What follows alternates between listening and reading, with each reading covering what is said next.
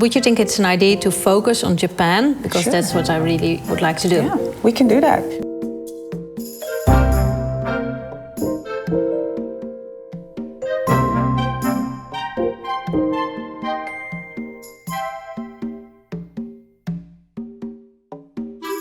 Welcome to the 6-part miniseries on making a photobook by Rijksmuseum Creative. In this miniseries, we're going to make a photobook dummy from beginning till the end. I'm going to do that together with Kathy. Kathy, welcome.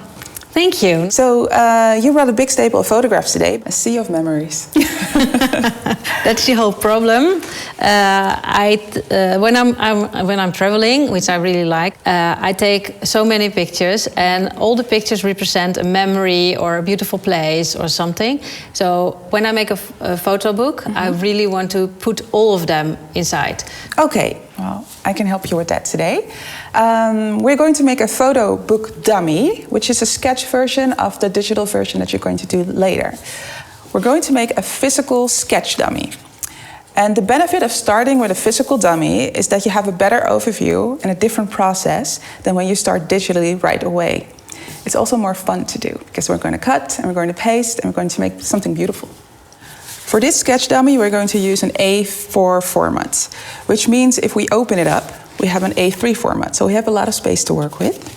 And we are going to use it vertical, but you can also do it horizontal. I think we're ready to go. Okay, I will spread the pictures on the table for you to see what I've done. Yes. Shall I help you? Yes, please. Oh, you brought a lot of photographs.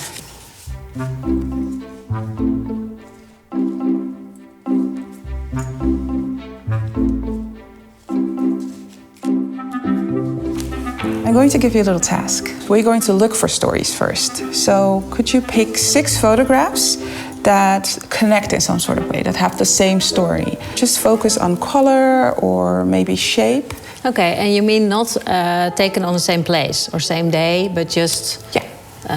Just another story. Another story, yeah. Okay. So maybe we start with a visual story. So photographs that resemble something or share something visually, maybe color. Or I can see that you have a lot of animals. I saw a deer. Yeah. So maybe we can make a series based on animals. A deer, a turtle. Turtle, a panda. A panda, yes, I was looking for it. Let me see.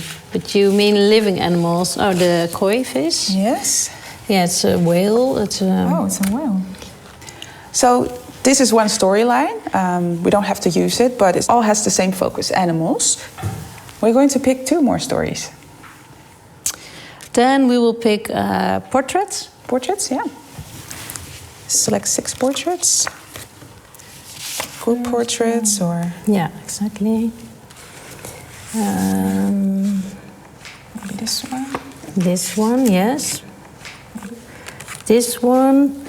And this is not a real portrait, but at the same time, for me it is. It's the back of the head of my daughter. And I see you also like to photograph a lot of detail. Yes, I do.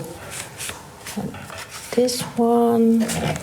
This, I really like details like this.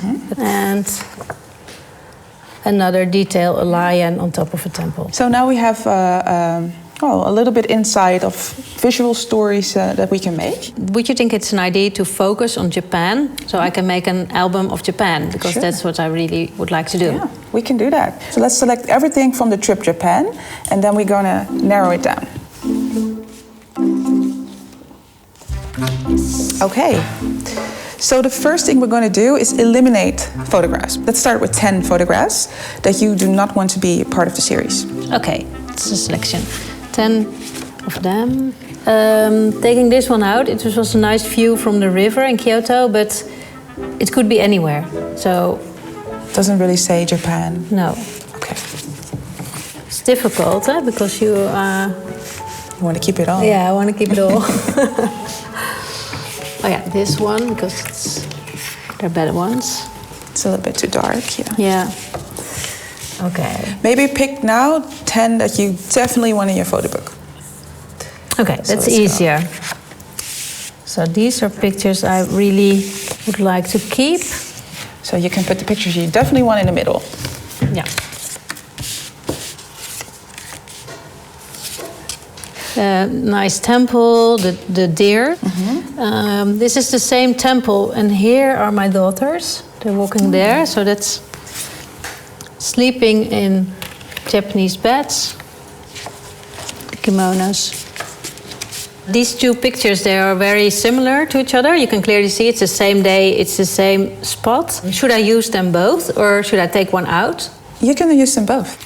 So in this mini-series, we're going to take inspiration by the famous Dutch photographer Ed van der Elsken. And Kathy just told me a problem of why picking one photo of different moments. And I suggested just take both moments. And that's the same thing that Ed is doing here on this photograph. You can see two similar pictures with a different moment. And it invites the viewer to maybe fantasize about what would happen in between those moments. I can see you're finished putting the pictures together. Yes. Yes. We now have a theme selection.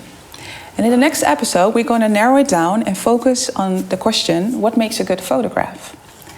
Another thing we have to keep in mind when we make this book is that Kathy made beautiful images. And each image is a little artwork of itself, but the whole book is a new artwork. So we're going to create an artwork using existing artworks.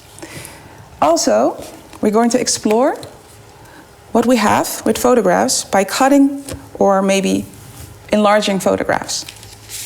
I'm very excited for next lesson. You too? Yes, I am. Okay.